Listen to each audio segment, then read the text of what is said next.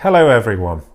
It's wonderful to be here today discussing the challenge of Japan, or more literally, the wall of Japan. You know, in the scandalously few occasions that I've appeared in the Japanese press, I, together with just about anyone else involved in any small way with introducing Japanese culture to the English-speaking world, am usually described as trying to climb over the wall that separates Japan from the rest of the world. Kabe or norikoeru is a phrase much loved by Japanese journalists. Another one, just to mix metaphors, is to describe that activity as a bridge between cultures. If you are going to get a grant from a foundation, make sure you put down that you are going to be acting as a bridge to some distant island of culture. Apparently, the world is full of walls, and like escapologists, we must busy ourselves trying to climb over them as we build ever more lavish bridges of mutual understanding. And if you read the great literature of modern Japan, is it not the exploration of this theme on a grand canvas? As the Meiji period opened up Japan to a dizzying new international world of information, possibilities and cultural influences, and as Japan struggled to absorb all that information while being at one with itself, just as the rest of the world struggled to come to terms with Japan, do we not see discussed by the great authors of modern Japan the ebb and flow of the impulse to be at once citizens of the world, and yet at the same time to be people comfortable within their own skin, by turns embracing the world and then pushing it back again? There are so many instances in the history of modern Japanese literature. The writers Nagai Kafu and Junichiro Tanizaki immediately spring to mind, of authors who in youth enthusiastically embrace everything Western before turning back towards a fascination with their own culture in middle age. For other authors, some of whom I will be discussing today, that supposed division between Japan and the West runs as a fault line through all their creative activity, pushing them on occasion to the very brink of neurotic collapse. What the great authors of Japan have had to say about the Wall of Japan has in turn defined how we ourselves perceive the position of Japan versus the rest of the world. And you are likely to often hear this concept of Japan divided by a cultural barrier from the rest of the world accepted as an immutable fact. But, just for a moment, I would like you to think differently and ask yourself, does the Wall of Japan always really exist? In many cases, is such a wall of national identity not a convenient fiction used by artists to mask the true wall that divides them as an individual from the people around them? In this talk, I wish to show you how some of the most famous writers of modern Japan used the discussion of Japan's position vis-a-vis the world to hide deep-seated complexes within themselves. I want to show you how people's projection of the exterior world is often really an exteriorization of spaces within themselves they do not wish to visit. The walls, in many cases, are built inside the mind, and the bridges that are in need of construction are to the deepest recesses of the human psyche.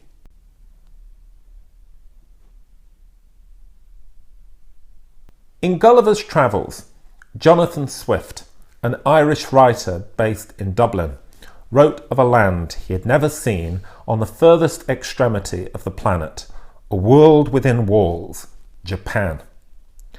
150 years later, another Irish writer from Dublin, Lafcadio Hearn, actually made landfall in Japan as the culmination of a lifetime worldwide odyssey.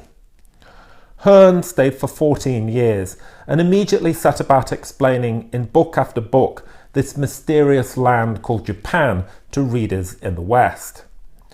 Hearn believed that if you carefully scrutinized and sketched the world around you, you could grasp the hidden kokoro, heart, of the Japanese themselves. He also discovered that in this otherworldliness he could probe into the deepest recesses of his own psyche.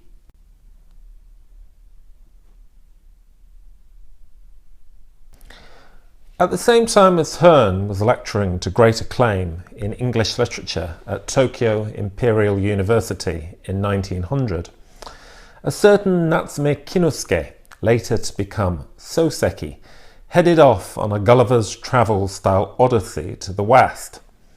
Soseki, steeped in English literature and with a particular love of 18th century satirists such as Swift and Laurence Sterne, described himself in London in Brobdingnagian terms. He was a sluggish Tom Thumb wandering lost in a foggy land of fast-moving giants. In the park, women approached him in their elaborate headdresses like, quote, horned lionesses. In his early story, The Tower of London, Soseki wrote that his first days in London were like depositing a rabbit from Gotemba in the foothills of Mount Fuji into the middle of Nipponbashi in the centre of Tokyo. The alienation that Soseki experienced in London allowed him to view both himself and Japanese society in general with fresh eyes, and he employed Swiftian satire in the depiction of Japan itself. When Soseki returned to Japan and exploded into prolific writing activity, his first perspective was not that of a rabbit, but of a cat, coolly observing the foibles of Japanese society. Having replaced the popular Lafcadio Hearn as lecturer at Tokyo Imperial University, much to the disappointment of the students who objected to the great man being sacked, Soseki then began implicitly satirizing Hearn's writings in his own works. Hearn's strain of sympathetic cultural anthropology may have helped to break down walls and introduce mysterious Japan to readers in the West, but it also had the feel of an enthusiastic naturalist observing a curious breed of animals. Soseki turned all this on its head and made the one doing the observations a small animal. Interestingly, unlike Hearn's passion to introduce and understand Japan, Soseki wrote very little about his time in England and felt no compulsion at all to describe or analyse Britain and the British. His few writings about England are far more about himself than they are any attempt to objectively describe the world around him. This difference in attitude between Soseki and Hearn was based not just on personality difference, but on Soseki's profound contemplation of the true nature of literature itself. Soseki rejected the idea that the writer, or indeed the painter, was someone who depicted the world around them. Rather, the artist was someone who painted a reflection of the world transformed by the mirror of the writer's internal consciousness. We hear a lot about how unpleasant Soseki's experience in the West was, and that he in many ways rejected the West. Was this because of a wall separating Japan and the West? This is certainly how it is usually portrayed. But I want to clearly say to you that this was not the case. The wall that imprisoned Soseki until his late 30s and that prevented him from writing was not a cultural wall, but a struggle with the concept of art itself. Soseki laboured as a relatively obscure academic in the shadow of his contemporary and closest friend Masaoka Shiki, a genius writer of haiku.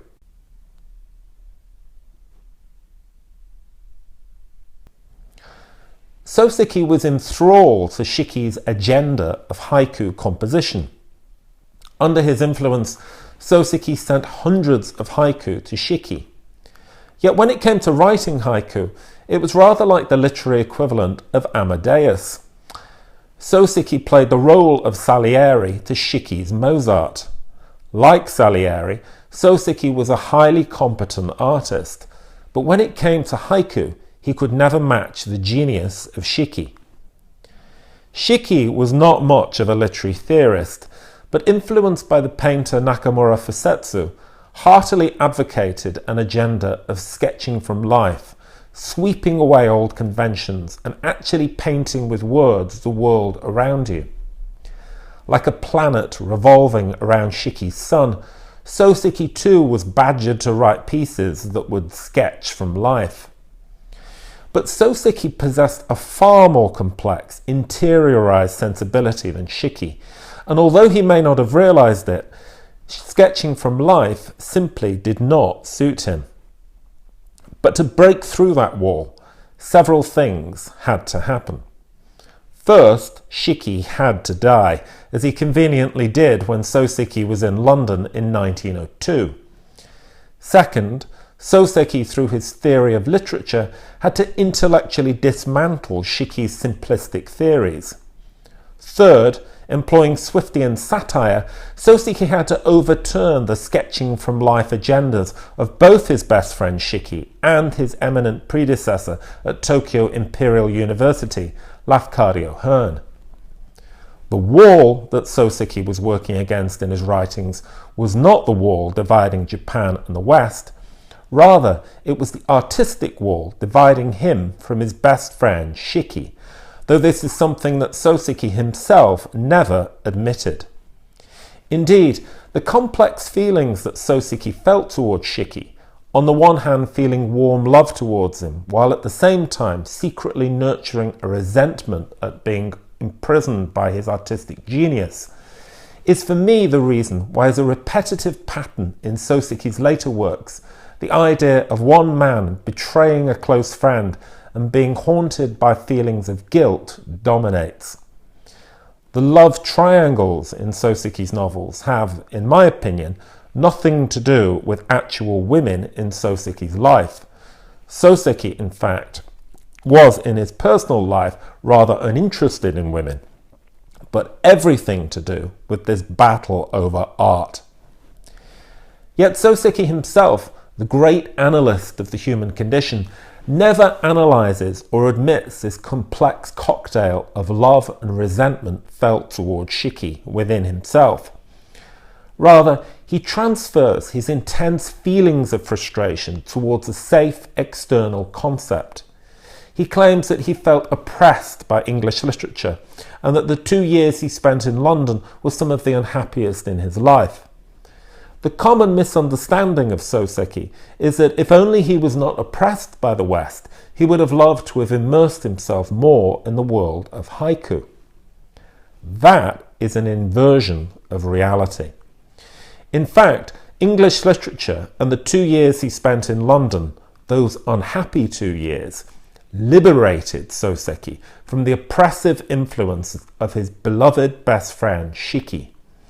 Without English literature and those hypocritical British, Soseki may well have spent the rest of his life as a Shiki satellite, producing minor, forgettable haiku.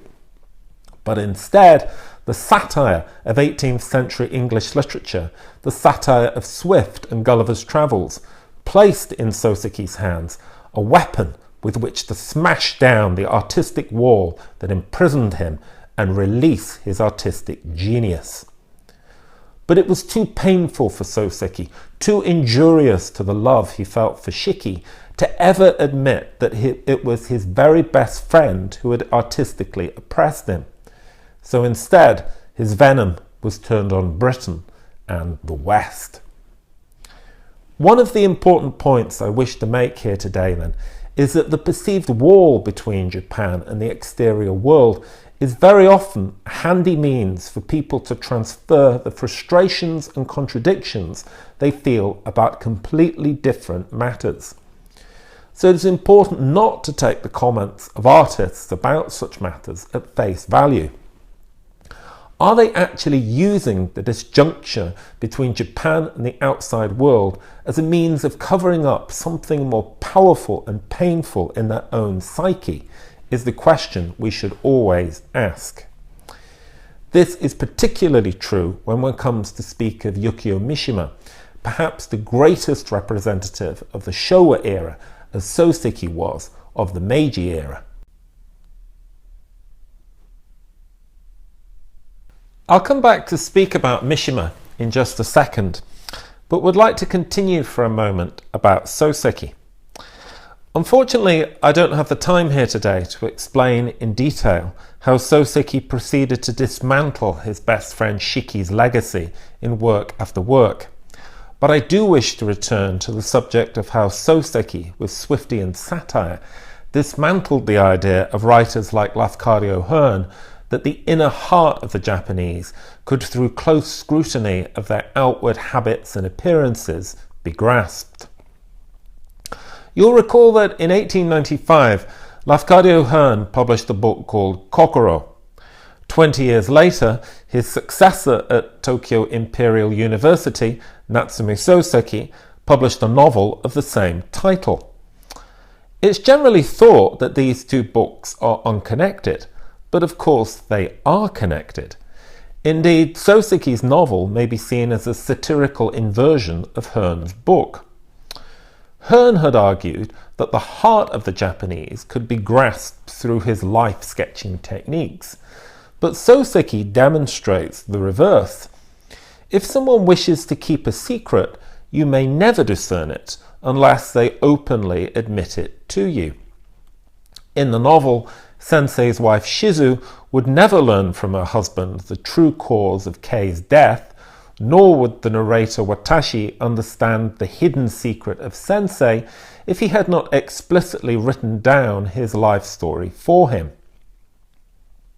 The human heart, or psyche in other words, can be impenetrable. This is nothing to do with the mysterious people called the Japanese, but is a universal constant of the human condition. In fact, when Soseki wrote Kokoro, he was greatly influenced by Shakespeare's play The Merchant of Venice, which similarly concerns an older man's desire to plant his memory eternally in a younger man's heart. The true means of probing the human psyche, Soseki implicitly argues, is the use of the novel's potential for accessing the interior thoughts of characters and psychologically analysing them. In other words, and this is a supreme piece of irony, the true wall is not the cultural wall between Japan and the rest of the world, but the wall between the psyche of one individual and the people around him or her. This is the implicit meaning of Soseki's novel, and what makes it a supreme masterpiece. And yet, on a personal level, Soseki never analysed the wall that divided him from the people around him, but continued with the convenient fiction that it was actually the wall between Japan and the West that oppressed him. In Kokoro, the pointless, self-indulgent character known as Sensei, a wonderful piece of Swiftian satire, claims that his inspiration for killing himself is to follow the example of the self-sacrifice of General Nogi and nobly go out with the Meiji era. In fact, his true purpose is much more aggressive.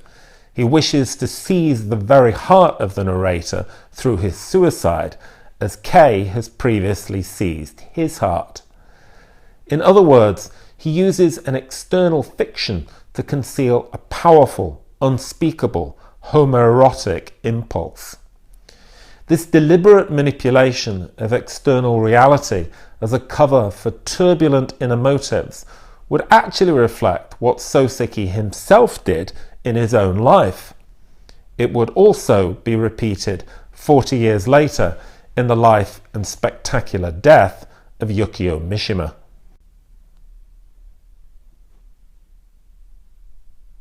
In 1957, Kokoro was translated into English by Edwin McClellan.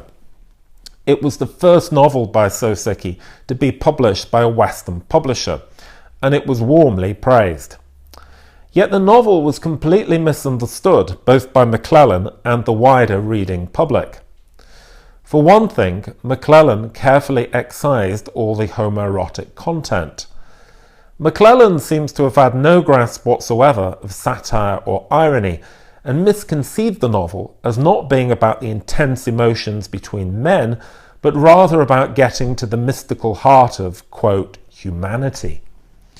According to the trite Orientalism of the day, Japanese literature had to fit into the format of being loftily spiritual, reminding us of otherworldly values that the materialist decadent West had largely forgotten. In the ultimate irony, McClellan concluded a short preface in which he quoted the definition of kokoro with the definition of none other than Lafcadio Hearn that the word kokoro meant, quote, the heart of things. As is abundantly clear if you read kokoro, the word does not have this banal, anodyne meaning. It means a beating, bloody heart, cut out with a knife and handed in gory shock to the reader. Kokoro, written by Soseki, is a satirical inversion of Lafcadio Hearn's cliché cultural anthropology, was rendered into English as if it was at one with this nonsense vision of mystical books offering a route to the Japanese soul. In McClellan's hands, the psychological wall between human and human had been shifted back to being the fiction of a wall between Japan and the rest of the world. 1957 was also the year when the first English translation of a novel by Yukio Mishima appeared. Mishima would go on to become the first living Japanese writer to be famous in the West. He's quite an extreme personality to be responsible for representing Japan. It's interesting if you analyse the means by which Mishima was promoted in the West. It was very much in conformity with Western stereotypes of Japan. The first Mishima book, published in 1955, was Modern No Plays, translated by Donald Keene, which Mishima tried and failed to produce on the stage in New York that year. The first Mishima novel published in the same year as the English translation of Soseki's Kokoro was The Sound of Waves, perhaps the most un-Mishima-like of all his works. It is the anodyne love story of a young boy and girl set on an island off the Issei coast, inspired by Daphnis and Chloe when Mishima was in his, quote, Greek fever. Although a bestseller in Japan, Mishima would later describe it as his joke on the public. In fact, Mishima's earlier breakthrough novel, Confessions of a Mask, had already been translated into English, but could not find a publisher, as the leading publisher Knopf worried about launching Mishima with a, quote, gay novel. Instead, The Sound of Waves fitted into the stereotype of Japan as a spiritual land in which idyllic island life, untroubled by decadent westernization and materialism, still flourished. From the beginning, a wall was being erected between Mishima as the representative of Japan and the West. Subsequent translations of Mishima's books, such as The Temple of the Golden Pavilion, confirmed the essential Japaneseness of Mishima's writings. The Temple of the Golden Pavilion supposedly represented Mishima's quest for what was indestructibly Japanese in modern Japan. This line of analysis was by no means restricted to the West.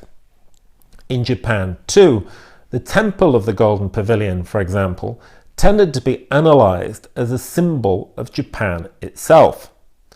But again, as with Soseki, a false wall between Japan and the West was being constructed, while the real wall between the writer's psyche and the people around him was being ignored.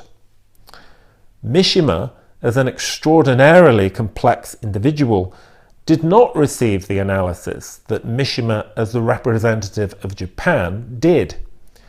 Yet clearly the wall separating and occasionally tormenting Mishima was firstly his torturous sexuality and suppressed homosexuality.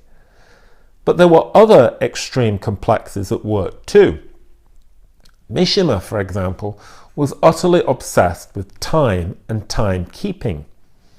When a child, Mishima was brutalized and terrorized by his father, who bitterly opposed his writing of stories and on occasion burst into his room and tore up his manuscripts. To keep his dream of being a writer alive, Mishima would, with his mother's help, have to secretly write in the middle of the night when his father was asleep, though constantly feared discovery.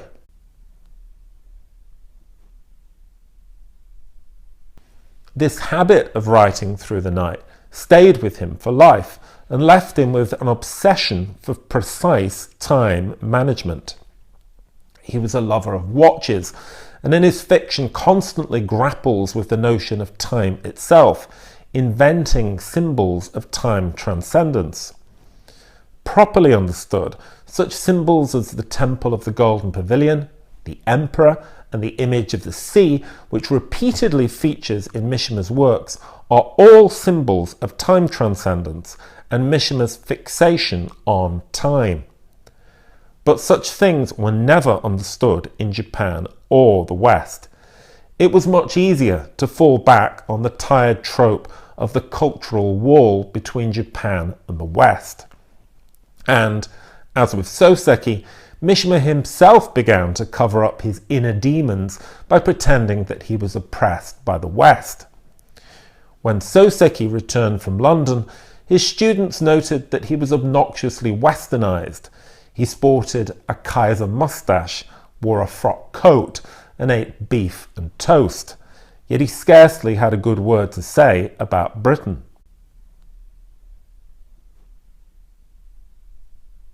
In the case of Mishima, it was hardly possible to think of anyone more westernized. He lived in a completely Western house full of antiques from Madrid, ate a Western diet, and wore Western clothes. He was steeped in Western literature and loved Nietzsche and Thomas Mann and a host of others. Yet from 1965 onwards, he became suddenly politicized, moved to increasingly nationalist positions, and eventually formed his own private army. He committed seppuku in the name of overturning the peace constitution and in the name of the emperor. Mishima had, it seemed, assumed the same belief in the fictional wall between Japan and the rest of the world that his readership in the West wanted to believe in. Yet, as with the character Sensei in Kokoro, Mishima's death was actually a manifestation of quite different motives, hiding behind the mask of Japanese nationalism.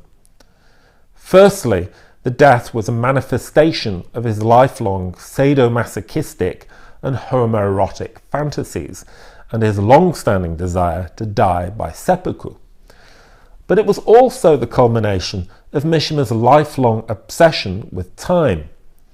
Mishima wished to die while still in his prime, to exert his control over the time oppressions that had always hung over him.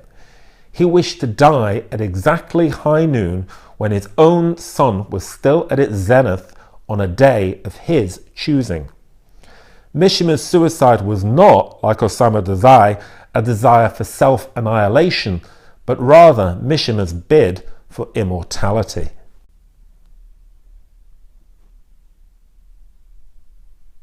The recurrent pattern we see in an analysis of the great literature of modern Japan is the wall between Japan and the rest of the world being used as a convenient fiction by artists who did not want to face their own internal oppressions.